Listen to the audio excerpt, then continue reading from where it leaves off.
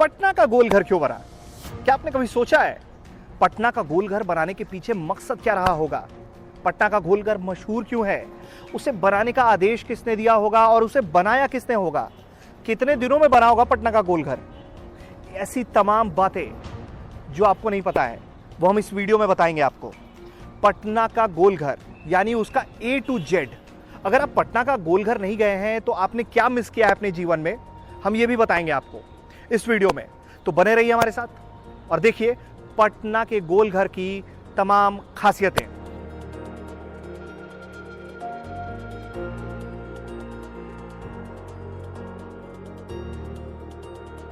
उनतीस मीटर की ऊंचाई से अगर आपको कोई पटना का खूबसूरत जगह दिखा सकता है तो वो पटना का गोलघर है।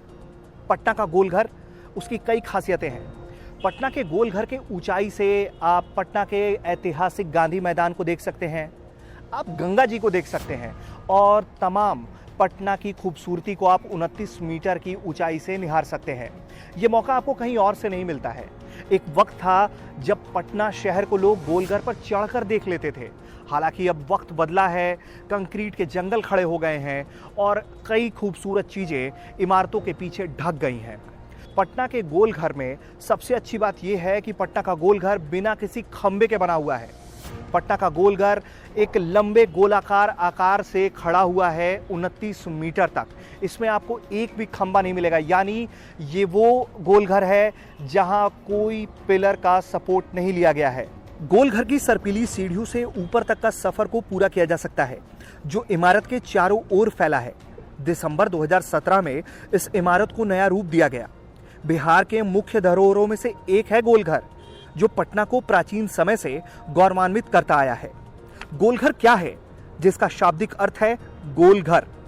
इस ऐतिहासिक इमारत की संरचना अद्भुत है। इसमें कोई खंभा नहीं होने के कारण ये चारों ओर से गोलाकार मोटी दीवारों से बना है, इसलिए इसका नाम पड़ा है गोलघर। इस इमारत के चारों तरफ घुमावदार सीढ़ियां बनी हैं, जो सैलानियों को नीचे से ऊपर तक ले जाने में मदद करता है।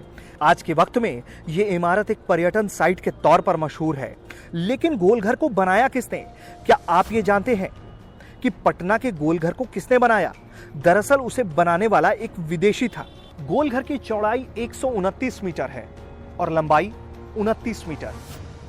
चूंकि इसमें कोई स्तंभ नहीं है तो इसकी दीवारें जो हैं वो 3.6 मीटर मोटी हैं। गोलाकार आकृति के कारण इसकी तुलना मोहम्मद आदिल शाह के मकबरे से की जाती है। सबसे खास बात इस गोलघर की जो है वो ये है कि गोलघर में अगर आप कोई बोली बोलते हैं या आप जब आवाज निकालते हैं तो वो एक आवाज 27 से 32 बार तक गूंजती है। लेकिन क्या आप जानते हैं कि आखिर गोलघर को बनाया ही क्यों गया, इसकी जरूरत क्यों पड़ी? तो वो भी जान लीजिए। दरअसल इसके पीछे की वजह है अनाज का भंडारण। जी हाँ, 1770 में भयंकर अकाल आया था जिसमें अनाजों की भारी कमी हो गई थी। उसको देखते हुए तत्कालीन गवर्नर जनरल वॉरेन हेस्टिंग्स ने ब्रिटिश सेना के लिए अनाज भंडार करने के लिए इस भवन के निर्माण का आदेश दिया था। ब्रिटिश इंजीनियर कैप्टन जॉन गार्डस्टिन ने 30 महीनों के अथक प्रयासों से इस इमारत का निर्माण 1786 में करवा दिया था। यह इमारत 1400 टन अनाज भंडारण करने में सक्षम हुआ करता था।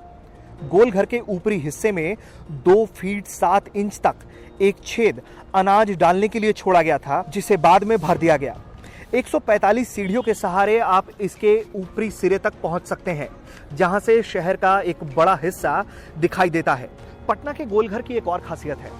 पटना का गोलघर जो है उसके ऊपर के 3 मीटर जो है वहां ईंटों का इस्तेमाल नहीं हुआ है, बल्कि ऊपर के 3 मीटर सिर्फ पत्थरों से बनाए गए हैं।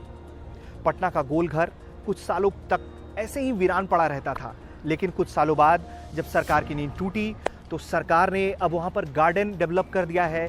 लोग आते हैं, गार्डन में बैठते हैं, गोलघर देखते हैं और कई तस्वीरें खिंचवाते हैं और अपने साथ उसे याद की तरह सजो कर रखते हैं।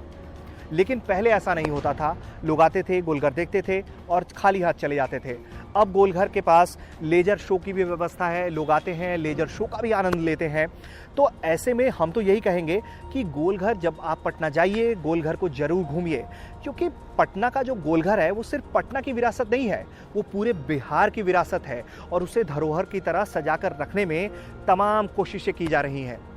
अगर आपको हमारा ये वीडियो पसंद आया है तो वीडियो को शेयर करिए, सब्सक्राइब करिए हमारे चैनल